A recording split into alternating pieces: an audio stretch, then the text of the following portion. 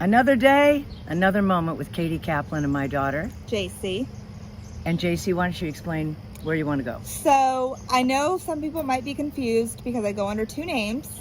JC is my legal birth name, but because when I was little, I was obsessed with the song Sweet Caroline by Neil Diamond, people named me Caroline because of that song. So I went by Caroline growing up, but JC is my legal birth name. So that is why sometimes you'll hear my mom say JC, or sometimes you'll hear her say Caroline, but everyone now that I'm an adult calls me JC. Well, hello, JC. Hello, Mom.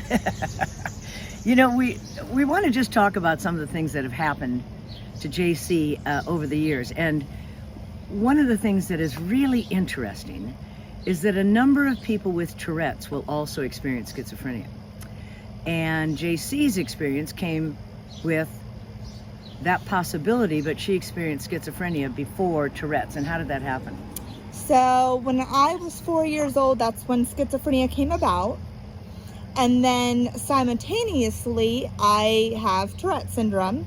And my pediatrician put on my chart and told my mom that I have a movement disorder. Since I was about 5, 6, I started having tics that we didn't know were tics. So my pediatrician said it was a movement disorder, but never told us to go to neurology. So then when I was 22, I had my first actual tic attack, and it lasted 8 months. So I went and talked to my family doctor, who sent me an urgent referral to Mayo Neurology, and that is where I got diagnosed with Tourette syndrome at that facility. So they went from a movement disorder to Tourette syndrome at 22. And what brings Tourette's on? So Tourette's is a neurological brain and vocal and tic disorder. You can have vocal tics, you can have motor tics. I have both. I have the whole thing. Tics can come from anywhere. People's conversations, people's movements, music, TV, movies, anything. You can pick them up off anything. Some days are good tic days, some days are really bad. I do drive. Surprisingly, I do drive.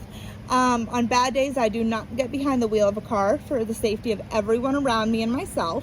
But on good days where I'm just having, you'll notice my face moves all the time. That is part of Tourette's.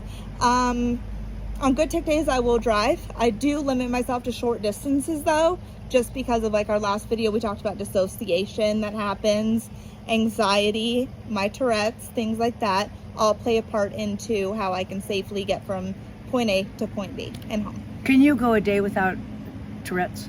Yes, I've gone several days without tics. And what brings them on?